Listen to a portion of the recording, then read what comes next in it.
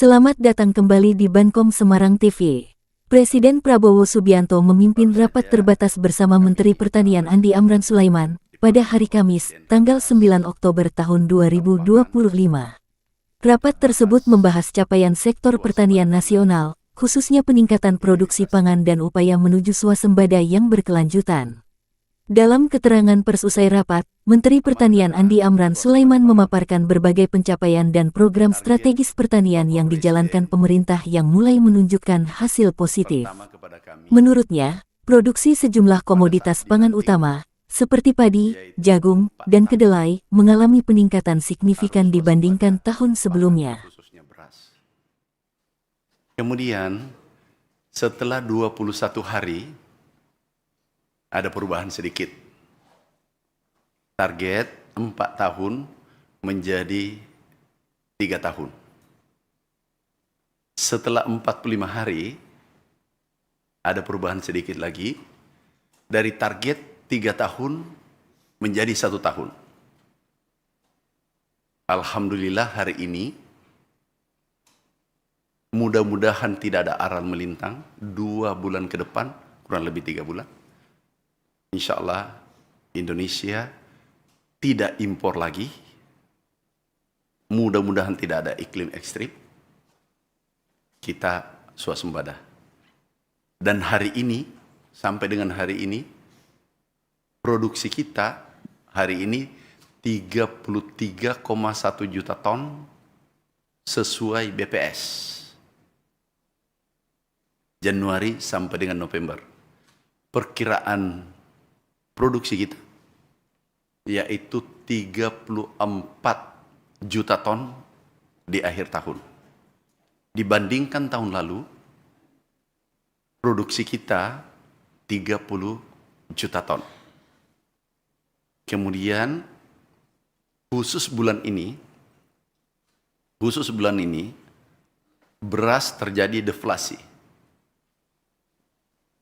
yaitu minus 0, saya ditunjukkan datanya, minus 0,13%.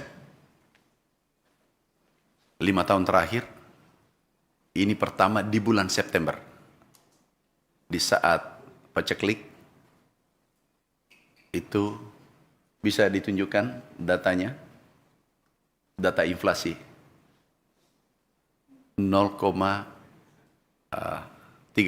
minus 0,13%. Ada data yang lain, bukan ini. Bisa ditunjukkan datanya? Operatornya yang mana?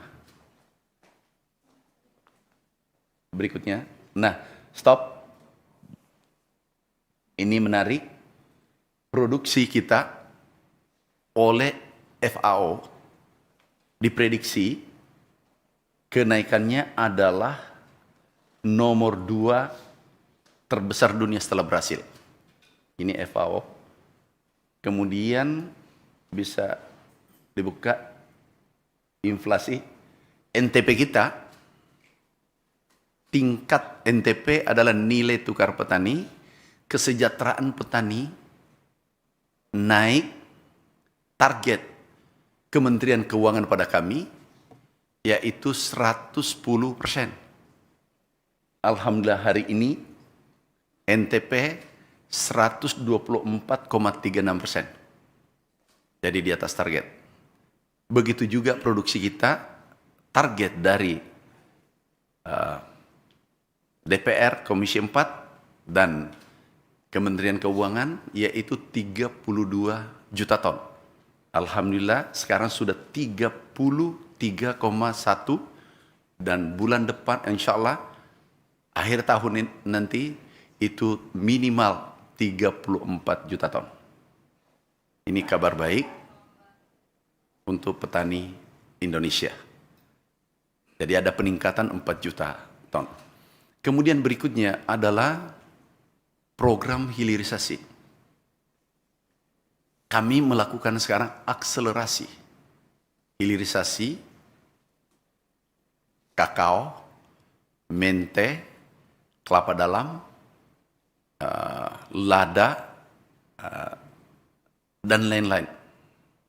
Kita hilirisasi, khususnya kelapa dalam, ini menarik. Ini bisa dilihat datanya, 33 juta. Tahun lalu hanya 29 juta ton. Nah, kemudian hilirisasi adalah kelapa kita hilirisasi. Kita ekspor 2,8 juta ton setiap tahun. Nilainya 24 triliun. Boleh dibuka data hilirisasi kelapa. Oh, stop. Kembali yang tadi. Ini yang tadi kami sampaikan bahwa terjadi deflasi 0,13%. Kita melakukan operasi pasar terus-menerus.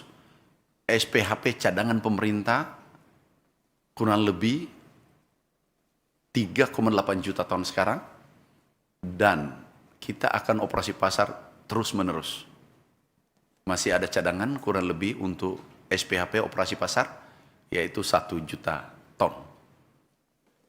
Nah, alhamdulillah ini deflasi 0,13%. Kemudian rencana kita hilirisasi, kelapa ini tidak dijual gelondongan ke luar negeri.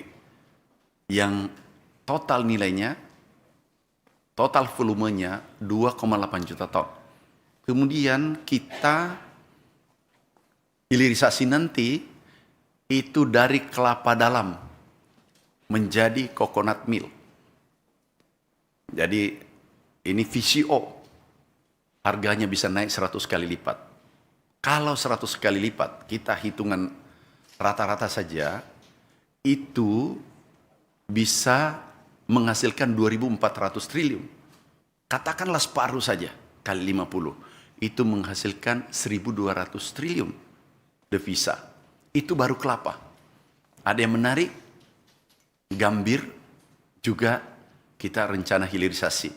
Kita mensuplai dunia 80%. Gambir bisa jadi tinta untuk pemilu, bisa untuk sirih, bisa untuk sampo dan seterusnya.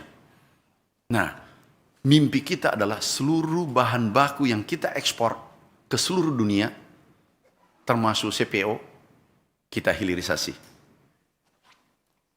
Khusus yang dikuasai pemerintah, sawit dikuasai pemerintah, kita hilirisasi dari TBS, tandam buah segar, menjadi FAME atau biofuel, kemudian menjadi minyak goreng, kemudian menjadi margarin atau mentega. Added value-nya harus ada di Indonesia.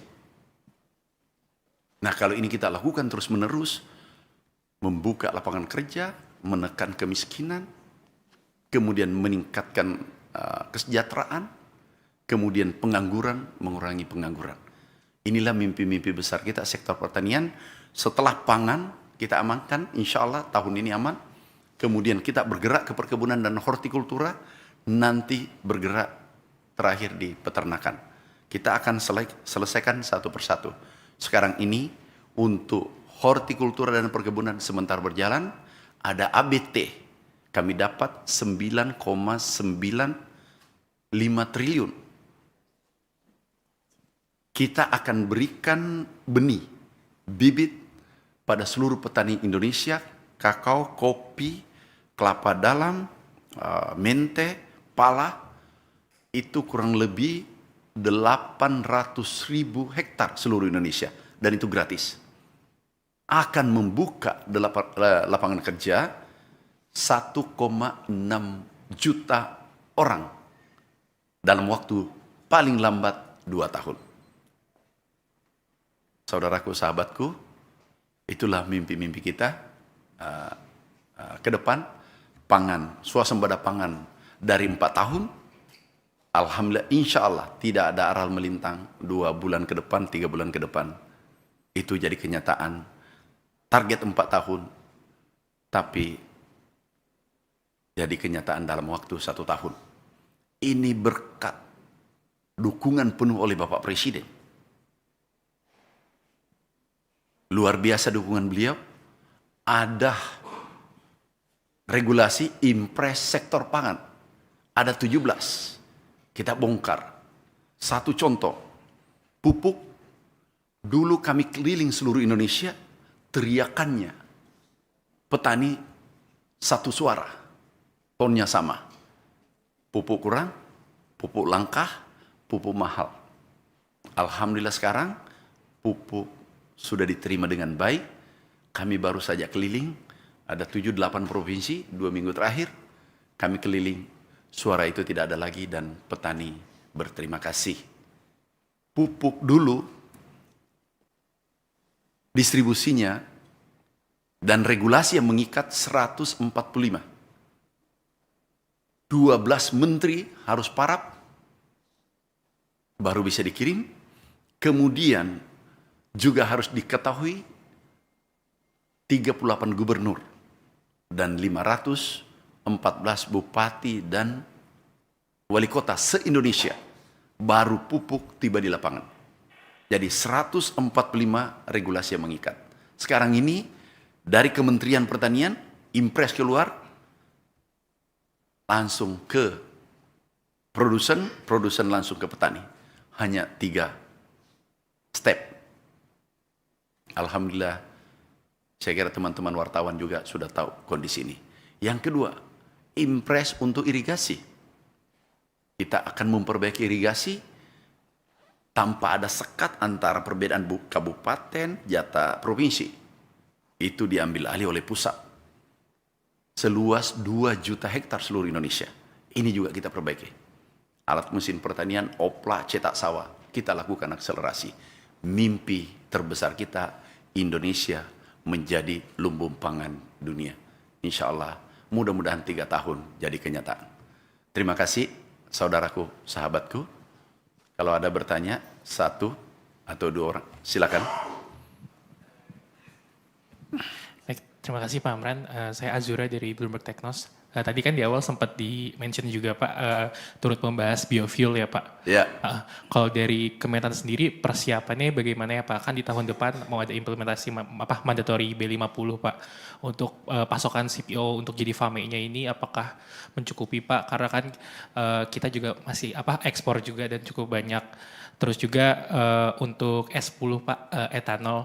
Itu kan bioetanol pabrik yang di Merauke, kalau nggak salah targetnya 2027 ya Pak rampung.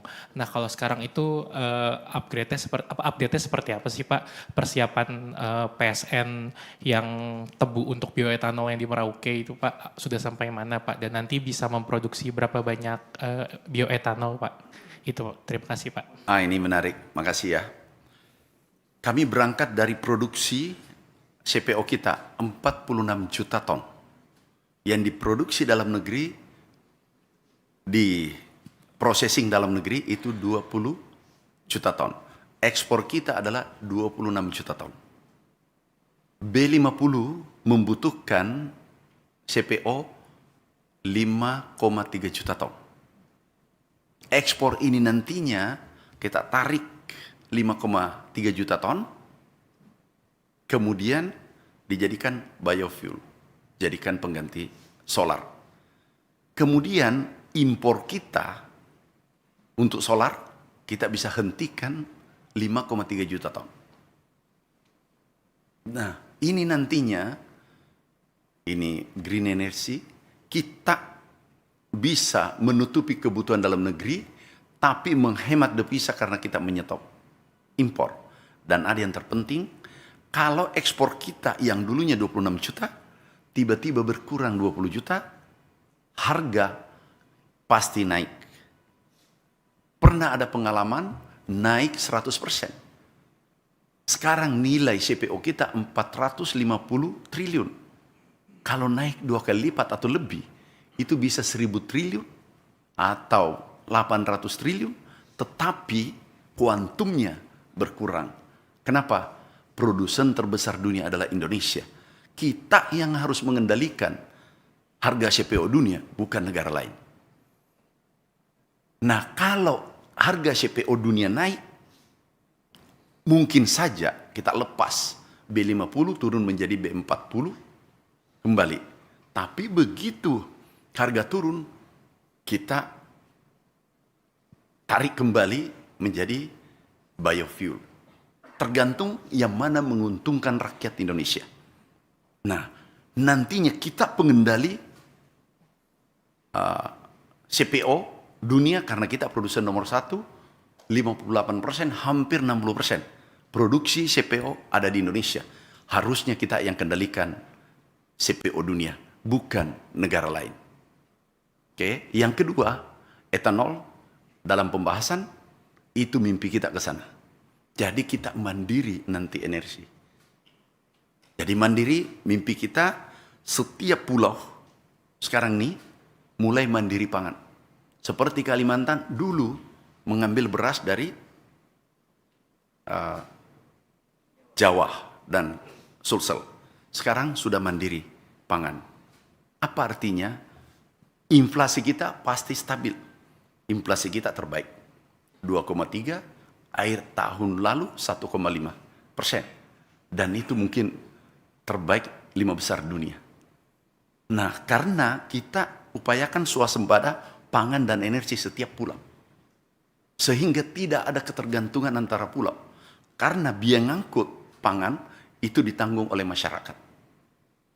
Jadi etanol, kita menuju ke sana, baru saja kami ditarget Bapak Presiden untuk tanam ubi kayu, singkong, dan itu etanol, tebu, dan seterusnya. Sumber-sumber energi kita dalam negeri kita optimalkan. Karena negara kita negara besar, negara yang agroklimatnya sangat cocok untuk pangan, perkebunan, dan hortikultura. Oke, silakan. Mungkin izin penegasan aja Pak tadi sedikit Pak. Berarti untuk pembatasan ekspor CPO yang 5,3 juta itu di 2026 akan mulai dilaksanakan Pak? Doakan. Kita sekarang kan masuk B40. Mudah-mudahan 2026 sudah B50. Silakan. Terima kasih Pak, saya Genta dari Antara. Pertanyaan saya yang pertama soal tadi Pak hilirisasi beberapa komoditas hortikultura. Apakah nanti ketika ini sudah berjalan akan ada pembatasan ekspor yang dalam bentuk raw itu Pak untuk beberapa komoditas itu? Yang kedua soal ini Pak, cadangan beras tadi kan tadi disebutkan tertinggi Pak. Ya. Nah, tapi kemarin Bapaknya sempat menyebutkan ada 1,45 juta ton beras yang sudah disimpan lebih dari 6 bulan dan 29.000 lebih itu ada penurunan mutu. Mungkin ke depan seperti apa antisipasi pemerintah untuk mencegah ada beras yang disimpan tapi mutunya jadi berkurang. Terima kasih. Terima kasih. Ini menarik, 29, katakanlah 30.000. Aku tambah 1.000. Katakanlah 30.000 yang rusak. Dari 4,2 juta ton, itu coba dikali 30.000 dibagi 4,2 juta ton, itu 0,071%. Dulu tidak ada rusak, karena berasnya tidak ada, kurang. Nah sekarang banyak beras, sampai sewa gudang 1,2 juta ton kapasitas gudang sekarang. Ini kita mau bangun gudang sekarang. Saya ulangi, sekarang ada rusak 0,071%. Ini yang disorot. Tolong dong sorot yang 4 juta. Itu tidak mudah kita hasilkan itu dalam waktu 1 tahun. Presiden luar biasa, perintahkan pada kami 4 tahun, 3 tahun, baru 1 tahun. Dan ini perjuangan petani Indonesia. Ini adalah kebanggaan kita semua, bukan saya. Ini keberhasilan kita semua, termasuk media. Jadi yang disorot, jangan 0,071, tapi tolong sorot 99,8%. Nah, itu yang harus dibahas lebih bagus. Sudah, Bapak Presiden sudah memberi anggaran 5 triliun untuk membangun gudang pada Bulog. Nah, kemudian beras baru sekarang nih, sekarang kan beras 3,7 juta kan. Serapan dalam negeri kan baru saja, itu 3 juta lebih sekarang. Kemudian yang selebihnya kalau itu katakanlah 6 bulan, itu masih aman. Nah 30.000 ini kita cek, kalau ini tidak layak, ini kita untuk pakan ternak, itu kan tidak nol, tetap punya harga. Jadi memang sekarang ada rusak 30.000, 29.000 ya, karena berasnya 4,2 juta ton, dan yang Anda tahu, saudara tahu, ini pertama dalam sejarah Indonesia stoknya 4,2 juta ton selama merdeka. Bulog berdiri tahun 69. Ini pertama dalam sejarah, tidak pernah terjadi. Stok tertinggi, kemudian NTP naik, dan ada yang menarik adalah penyumbang PDB tertinggi pertama itu Jawara adalah pertanian. Menteri Pertanian menegaskan, keberhasilan tersebut tidak lepas dari kerjasama lintas sektor, dukungan petani, dan kebijakan strategis pemerintah dalam memperkuat ketahanan pangan nasional. Dengan hasil positif ini, pemerintah menargetkan Indonesia dapat mewujudkan kemandirian pangan yang berdaulat dan berkelanjutan. Dari Istana Negara Jakarta, tim Bankom Semarang TV melaporkan.